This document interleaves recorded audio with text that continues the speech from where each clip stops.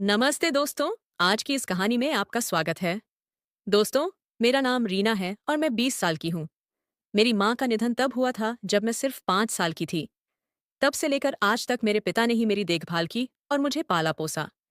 पिछले कुछ दिनों से पिताजी अपने ऑफिस के काम से बाहर गए हुए थे। आज जब पिताजी वापस लौटे तो उनके साथ एक औरत भी थी। यह औरत कोई और नहीं बल्कि मेरे पिता की नई पत्नी थी, जिससे उन्होंने हाल ही में शादी की थी। पिताजी और उस औरत दोनों के गले में शादी के नेकलेस थे और उनका अवतार कुछ अलग ही था। पिताजी ने मुझे बुलाकर कहा, रीना, यह तुम्हारी माँ किरण है। हम दोनों ने शादी कर ली है। पिताजी की शादी हो चुकी थी और इससे मुझे कोई दिक्कत नहीं थी।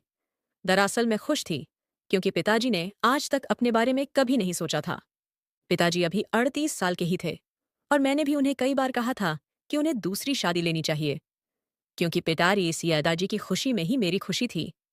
अब वह औरत किरण मेरी नई माँ बन गई थी। शादी के बाद जब पिताजी और मेरी नई माँ घर आए तो एक लड़का हाथ में बैग लेकर घर में दाखिल हुआ। इससे पहले मैंने उस लड़के को कभी नहीं देखा था, इसलिए मैंने उससे पूछा, तुम कौन हो? लड़के के जवाब देने से पहले ही पिताजी ने कहा, यह तुम्हारा छोटा भाई है और इसका नाम रवि है। यह किरण की पहली शादी से हुआ बेटा है, यानी अब मेरी नई माँ के साथ साथ रवि भी हमारे घर में रहने वाला था। मैंने पिताजी से पूछा, पिताजी, यह मेरा छोटा भाई है अब या बड़ा? क्योंकि इसे देखने पर मुझे छोटा नहीं लगता। पिताजी ने कहा, रवि अभी 18 साल का है और तुम 20 साल की हो, तो ये तुम्हारा छोटा भाई ही हुआ ना। मैंने भी उसे अपना छोटा भाई मान लिया। हालांकि उसकी दाढ़ी मूंछ देखकर वह मुझे छोटा नहीं लग रहा था। रवि बहुत शांत दिखाई दे रहा था, लेकिन मुझे नहीं पता था कि वह वास्तव में जैसा दिख रहा था वैसा नहीं था। मैंने सोचा, वह 18 साल का लड़का है, लेकिन मुझे यह नहीं पता था कि वह इतना तेज होगा। उस समय रवि ने मुझसे ज्यादा बात नहीं की थी। पिताजी ने ही हमारा परिचय कराया था। तब वह बस मुझे देखकर मुस्कुराया था। हमारे घर में 2 कमरे थे और एक किचन था। एक कमरा मेरा था और दूसरा पिताजी का। अब मेरी नई माँ पिताजी साथ उनके ही कम में रहती थी। पिताजी ने मुझसे कहा था कि तुम रवि को अपने कमरे में ही रख लेना। मुझे रवि को अपने कमरे में रखने में कोई दिक्कत नहीं थी, लेकिन वह मुझे शर्मिंदा कर रहा था, इसलिए वह अपनी माँ के कमरे में ही रहता था। एक दिन रात को खाना खाने के बाद पिताजी मेरे कमरे में आए और उन्होंने मुझसे कहा, रीना, रवि अब भी छोटा है और ज्यादा बात नहीं करता, लेकिन अब तुम्हें ही उससे बात करानी होगी। अब से तुम दोनों हमेशा एक साथ ही रहोगे। रवि रोज अपनी माँ के पास ही सोता है, जिसकी वजह से मैं अपनी पत्नी के साथ ठीक से समय नहीं बिता पा रहा हूँ। तुम समझो कि मेरा आशय क्या है। तुम रवि से दोस्ती करो और धीरे धीरे उसे अपने कमरे में सोने के लिए मनाओ। मैं समझ गई कि पिताजी का क्या मतलब है। मैंने पिता के सामने हाँ में अपना सिर हिला दिया। पहले ही दिन से मेरी रवि से दोस्ती बढ़ने लगी। सुबह को जब पिताजी मेरी नई माँ के साथ ऑफिस चले गए तो मैं भी हमेशा की तरह अपने कॉलेज चली गई और जाते जाते रवि को उसके नए स्कूल छोड़ दिया। गर्मी का मौसम था, इसलिए जल्द ही रवि की गर्मी की छुट्टियां होने वाली थीं। रवि से दोस्ती करने का यह अच्छा मौका था। अगले कुछ दिनों तक यही सिलसिला चलता रहा। जब गर्मी की छुट्टियां शुरू हुईं तो मैं भी उससे बातें करने के लिए घर पर ही रही। उस दिन माँ और पापा अपने समय पर ऑफिस चले गए। उनके जाने के बाद रवि ने सोचा होगा कि मैं भी कॉलेज जाऊंगी, लेकिन उस दिन मैं कॉलेज नहीं गई, बल्कि घर पर ही रुक गई। सुबह 9 बजे तक मैं घर का सारा काम निपटा चुकी थी। रवि पिताजी के कमरे में बैठकर किताब पढ़ रहा था। मैं उससे बातचीत करने के लिए अपने पिता के कमरे में गई।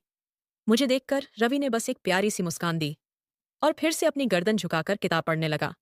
वह बहुत शर्मीला लड़का लग रहा था। मैं उसके पास गई और उसके हाथ से किताब ले ली। फिर भी रवि कुछ नहीं बोला। मैंने कहा, रवि, जब से मैं इस कमरे में आई हूं, अगर मैं तुम्हें थोड़ा भी छेड़ भी दूं तो तुम मुझसे बात करने को तैयार नहीं होते। मुझे लगता है कि तुम मुझे अपनी बड़ी बहन नहीं मानते हो। मेरी बात सुनकर रवि ने सिर्फ सर हिलाया।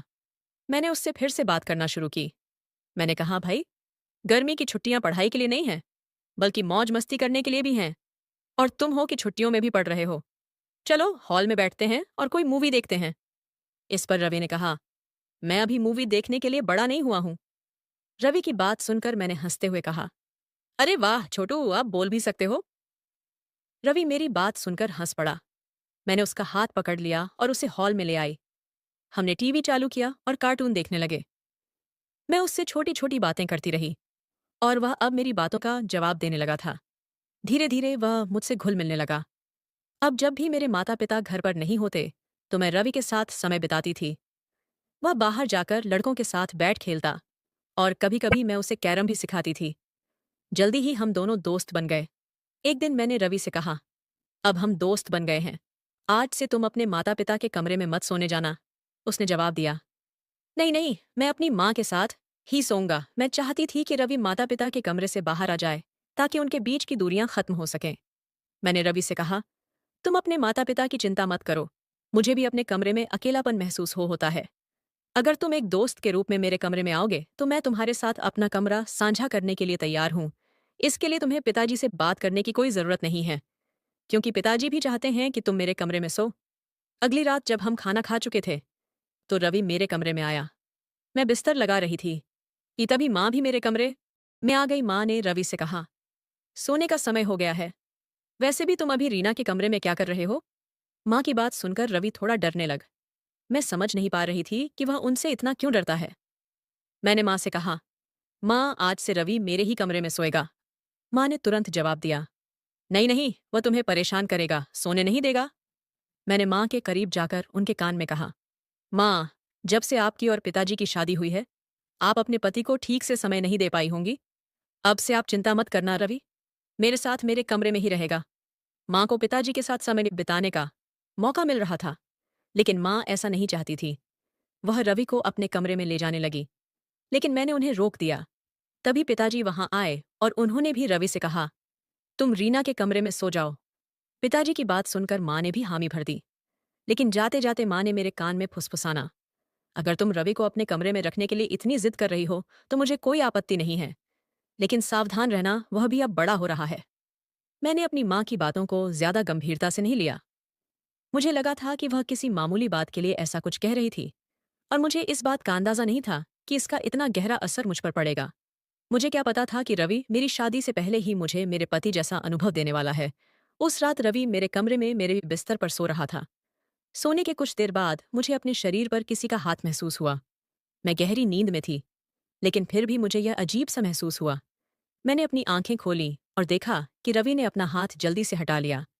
मैंने सोचा कि शायद उसे अपनी माँ के साथ सोने की आदत होगी, इसीलिए मैंने इसे नजरअंदाज कर दिया और उसका हाथ फिर से नहीं हटाया। अगली रात करीब 12 बजे मेरी नींद अचानक खुल गई। मैंने देखा कि रवि बिस्तर पर नहीं था। मैं उसे ढूंढने के लिए उठी, लेकिन वह किचन या बाथरूम में भी नहीं था। फिर मैं माँ और पिताजी के कमरे की ओर गई, जहां मैंने रवि को उनके कमरे में झांकते हुए पाया। मैं हैरान रह गई कि वह इतनी रात को वहां क्या कर रहा था। जब मैं कमरे के पास पहुंची तो देखा कि कमरे का दरवाजा थोड़ा खुला हुआ था और रवि माँ और पिताजी की निजी चीजों को देख रहा था। मैंने तुरंत उसका हाथ खींचा और उसे कमरे से दूर ले गई। मैंने गुस्से में कहा, क्या तुम पागल हो गए हो? रवि वे तुम्हारे माता पिता हैं और इस समय उनके कमरे में ताक झांक करना बिल्कुल भी सही नहीं है। मेरी बात सुनकर रवि सिर झुकाकर चुपचाप मेरे कमरे में चला गया। जब मैं कमरे में गई तो देखा कि वह बिस्तर के किनारे बैठा हुआ था और उसका चेहरा उदास था। मैं उसके पास जाकर बैठी और अपना हाथ उसके हाथ पर रखा। तभी मेरे हाथ पर आंसू गिर पड़े। मैंने उसकी तरफ देखा तो उसकी आंखों में आंसू थे। मैंने उससे पूछा, ऐसा क्या हुआ जो तुम रोने लगे? उसने रंधे हुए से कहा, बहन, मुझे माँ की बहुत याद आती है, उनके बिना मुझे नींद नहीं आती। उसकी यह बात सुनकर मैं उसे गले से लगा लिया और उसे ये एक माँ की तरह अपने पास रखा। मैं उसकी भावनाओं के समझ सकती थी, लेकिन मैंने भी सोचा कि माता पिता को एक दूसरे के साथ समय बिताना जरूरी है। अगर रवि बार बार उनके बीच जाएगा तो वे एक दूसरे को समय नहीं दे पाएंगे। मैं घर में सबसे समझदार थी और रवि मुझसे भी छोटा था। हालात ऐसे थे कि मुझे सारी जिम्मेदारी उठानी पड़ रही थी। मैं रवि को माँ के कमरे में नहीं जाने दे सकती थी, पर उसका रोना भी मुझसे देखा नहीं जा रहा था। मैं चाहती थी कि मैं उसे एक माँ की तरह समझूं और उसका ख्याल रखूं, इसलिए मैंने उसे माँ की तरह गले लगाया। लेकिन धीरे धीरे रवि दस सैरे का पैर फिसलने लगा और मैं उसे एक छोटे भाई की तरह और करीब से महसूस करने लगी। उसके स्पर्श से उसकी भावनाओं को अलग तरह से महसूस कर सकती थी। अचानक रवि ने अपना हाथ मेरी पई या पीठ पर फिराना शुरू कर दिया। मैंने तुरंत उसे धक्का देकर अपने से दूर कर दिया और उसे सोने को कहा। कुछ देर बिस्तर पर सोने के बाद रवि फिर से मेरे पास आया और मेरे शरीर पर अपना हाथ रख दिया। वह नींद में था और बड़बड़ा रहा था। माँ मुझे छोड़कर मत जाओ। मुझे लगा कि उसे माँ की याद आ रही है, इसलिए उस वक्त मैंने उसका हाथ अपने बदन से नहीं हटाया और सो गई। अगली सुबह मैं थोड़ी देर से उठी। मम्मी पापा ऑफिस गए हुए थे। रवि ना करके हमेशा की तरह हॉल में बैठकर टीवी देख रहा था। मैं उठी और सीधे बाथरूम में चली गई। नहाने के बाद मैं तौलिया में ही कमरे में वापस आई। मैंने सोचा कि अभी मेरे कमरे में कौन आएगा और क्यों आएगा, इसीलिए बिना ना किसी चिंता के कपड़े ढूंढने लगी। तभी अचानक कमरे का दरवाजा खुला और सामने रवि खड़ा था। वह मुझे ऐसे कपड़ों में देखकर चौंक गया और एक बार नीचे भी देखा। मैं उसकी आंखों में नहीं देख सकी और तुरंत पीछे घूमकर रवि को कमरे से बाहर जाने को कहा। रवि बाहर जाने को तैयार नहीं था, तो मैं मैंने गुस्से में दोबारा उसे बाहर जाने को कहा। फिर वह बाहर गया। कमरे से निकलते ही मैंने जो ड्रेस हाथ में आई उसे पहन लिया और बाहर आकर रवि से पूछा, तुम अचानक कमरे में क्यों आ गए? उसने जवाब दिया, मैं यह देखने आया था कि आप जाग गई हैं या नहीं, क्योंकि मैं सुबह से टीवी देखकर बोर हो गया था। रवि को नाराज करने का मेरे पास कोई कारण नहीं था, इसलिए मैंने आगे कुछ नहीं कहा और उसे समझाया, तुम अपना ख्याल रखना। आज मैं तुम्हें अपने दोस्त के घर ले जाऊंगी। वहां उसका भाई भी तुम्हारी उम्र का है। तुम्हें वहां मजा आएगा और एक नया दोस्त वासनी यादजी के भी मिल जाएगा। मैं अपने दोस्त के घर जाने के लिए रवि के साथ निकली। हम दोनों अपनी स्कूटी से उसके घर की ओर जा रहे थे। रास्ते में मैंने देखा कि रवि मुझे इधर उधर नजरें घुमाते हुए देख रहा है। उसने कहा, दीदी, मुझे बाहर जाना बहुत पसंद है, लेकिन माता पिता हमें कहीं भी ले जाने को तैयार नहीं होते हैं। मैंने रवि को समझाते हुए कहा, तुम्हारे माता पिता दोनों कामकाजी हैं। वे अपने काम में व्यस्त रहते हैं, इसलिए उनके पास समय नहीं होता कि वे तुम्हें बाहर घुमाने ले जाएं। लेकिन चिंता मत करो, मैं समझती हूँ कि तुम्हें बाहर घूमना पसंद है। कभी कभी मैं तुम्हें बाहर घुमाने ले जाऊंगी। ठीक है ना रवि? मेरी बात सुनकर खुश हो गया। जल्द ही हम मेरे दोस्त के घर पहुंच गए।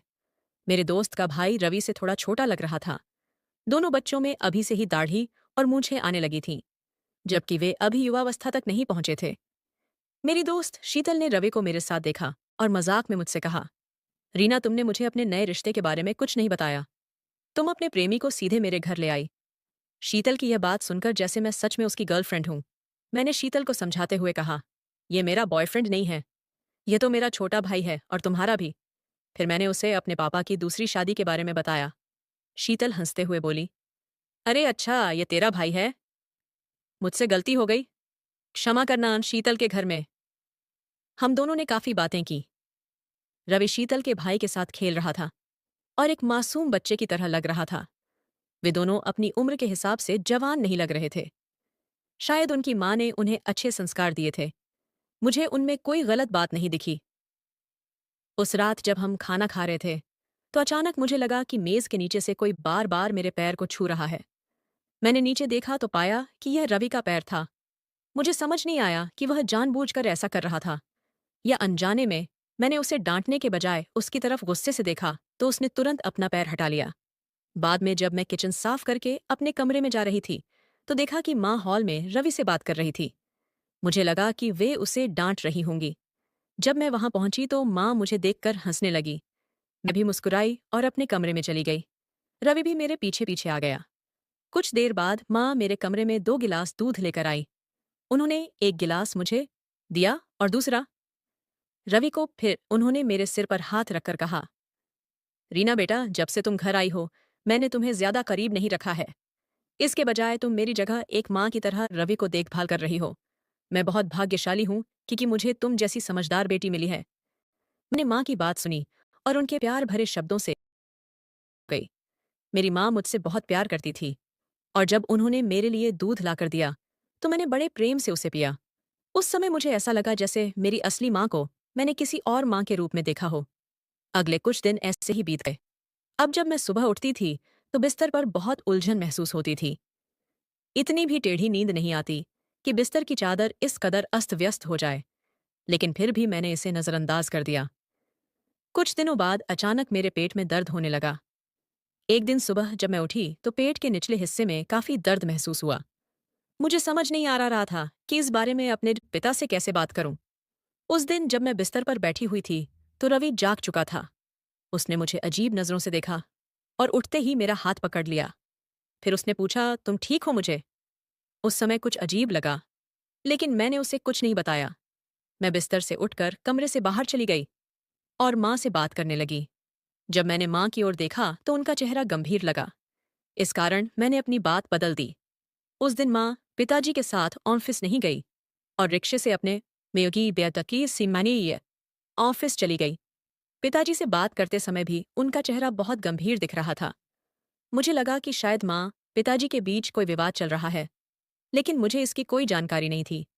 मैंने पिताजी को ऑन ऑफिस जाते समय रोका और पूछा, पिताजी क्या आपके और माँ के बीच कोई बहस हुई है? पिताजी ने बिना कुछ कहे सिर हिलाया और ऑफिस की ओर चले गए। अगले 2-4 दिन भी ऐसे ही बीते। पेट दर्द से परेशान होकर आखिरकार मैंने अपनी माँ को इसके बारे में बताया। माँ मुझे हॉस्पिटल ले गई जहाँ मेरा चेकअप हुआ। जब रिपोर्ट आई तो माँ ने अपना सिर झुका लिया। फिर उन्होंने मुझसे पूछा, रीना बेटा मुझे एक सवाल का सच्चाई से जवाब दो। क्या तुम्हारा कोई बॉयफ्रेंड है? मैंने हैरानी से पूछा, माँ आप यह सवाल क्यों पूछ रही हैं? माँ ने कहा, क्योंकि तुम्हारी रिपोर्ट में लिखा है कि तुम गर्भवती हो। माँ की बात सुनते ही मेरी आंखों में आंसू आ गए। मैंने माँ से कहा, माँ क्या आपने रिपोर्ट ठीक से देखी है? मैं गर्भवती कैसे हो सकती हूँ? मेरा कोई बॉयफ्रेंड भी नहीं है, माँ। और मैं एक बार फिर एक दूसरे को देखने लगे। अब मेरा पूरा शक दूर हो गया था, क्योंकि वह 18 साल का था, लेकिन दिखने में वह बड़ा लग रहा था। मैंने महसूस किया कि वह मेरे बहुत करीब आ चुका था। मैंने तुरंत माँ से कहा, माँ यह सब रवि का किया धरा है। पिछले कुछ दिनों से मैंने अपने कमरे की चादर भी फटी हुई देखी है। मैं रवि को नहीं छोड़ूंगी। जैसे ही मैंने यह कहा, माँ ने मुझे शांत किया। रीना शांत हो जाओ। हो सकता है रवि ने गलती की हो, लेकिन ये सारी बातें अपने पापा के सामने मत बताना। तुम जानती हो कि वे हार्ट पेशेंट हैं। अगर वे बहुत ज्यादा सोचेंगे तो उनकी तबीयत और बिगड़ सकती है। मैं रवि को जल्दी ही हमारे घर से भेज दूंगी। तुम अपने पापा को यह बातें मत बताना। मैं तुम्हें इस गर्भवती स्त्री से भी छुटकारा दिलाऊंगा। माँ ने मुझे बहुत दमाई हो दिए इसे समझाया। फिर मैंने माँ को गले लगाया। माँ ने मेरे आंसू पोंछ और हम घर की ओर चल पड़े। उस रात हमेशा की तरह मैंने रवि को अपने कमरे में सोने दिया। मुझे जल्दी ही नींद आ गई। कुछ देर बाद मुझे एहसास हुआ कि मेरे कमर पर किसी का हाथ है। जब मैंने आंखें खोली तो देखा कि रवि मेरे पास लेटा हुआ था। मैंने गुस्से में आकर उस पर चिल्लाया और उसे अपने कमरे से बाहर निकाल दिया। मेरी आवाज सुनकर पिताजी जाग गए और मेरे कमरे में आ गए। इससे पहले कि मैं गुस्से में कुछ बोल पाती, माँ ने स्थिति संभाल ली। माँ ने कहा, बहुत दिन हो गए। ये रवि अपनी बहन के में सो रहा है। शायद अब वह कुछ दिनों के लिए अपनी माँ के साथ सोना चाहता हो। कोई बात नहीं, रवि अब कुछ दिनों तक मेरे कमरे में ही सोएगा। माँ ने रवि का हाथ पकड़ा और उसे अपने साथ ले गई। उस रात मैं सो नहीं पाई। अचानक मेरी आंख लग गई। जैसे ही मैंने नींद में करवट बदली, मेरा हाथ किसी के पैर पर जा पड़ा। तभी मेरी नींद खुल गई। मैंने घबराकर लाइट जलाई और देखा कि मेरे बगल में एक छोटा सा लड़का था जो मेरे सिर पर हाथ फेर रहा था। मैं डर के मारे जोर जोर से चिल्लाने लगी। मेरी आवाज सुनकर पिताजी कमरे में आए। मैं रो रही थी और माँ भी सदमे में थी। पिताजी ने पूछा, रीना क्यों रो रही हो? क्या हुआ?